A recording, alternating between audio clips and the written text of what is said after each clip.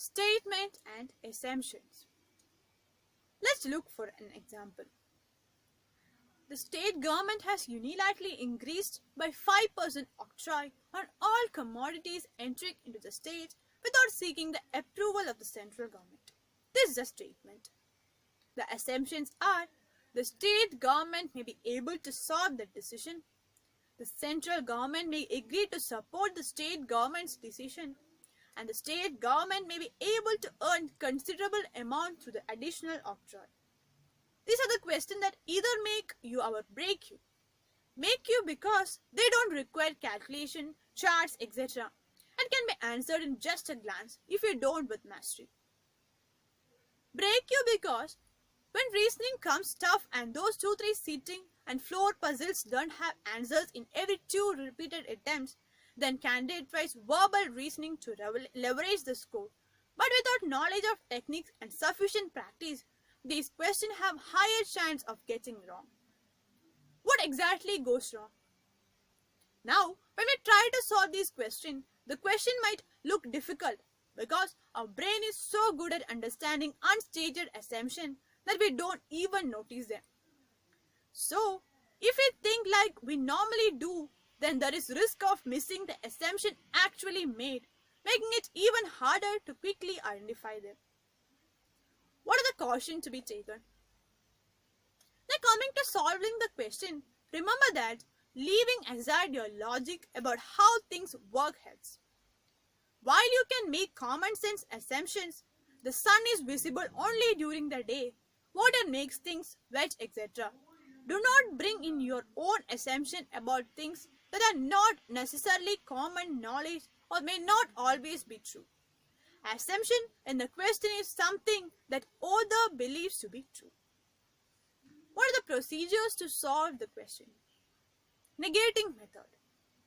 This method is really effective when it comes to solving assumption questions. It is a tested method that can turn the dreaded question into scoring 1. All you have to do is negate the assumption after reading them. The passage author gives statement only after assuming some things. These some things are dimensions of the question. That means some basic assumptions are what author definitely believes in. And if some assumption contradicts that basic belief of author, then the assumption can never follow. For example, statement in the recently held All India Commerce Conference, the session on management of service sector in India surprisingly attracted a large number of participants and also received a very good media coverage. The assumptions include media is always very positive towards service sector. Service sector is made properly in India. People weren't expecting such an encouraging response for the service sector conference. Now, statement talks about this session on service sector management, which got many participants, which was surprising for the author. Also, it also got good media cover, which was not as usual as per the author. Let's see different assumption. Media is always very positive towards service sector. This option is tempting to select as an answer because media gives session on service sector a good coverage, so it's obvious to think that media is always positive towards it. But that's not true, as there is an element of surprise in author's word regarding media's coverage. And we don't get surprised for something which happens usually. That means this behavior is new as per the author. Service sector is managed properly in India.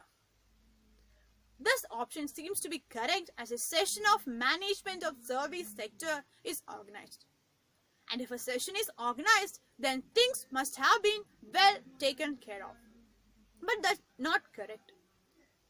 As it's not stated anywhere in the sentence, so this is definitely not author's assumption. Moreover, we have got to keep our general knowledge that service sector in actual world is managed properly in India as it contributes maximum to GDP as we are moving through author's assumption.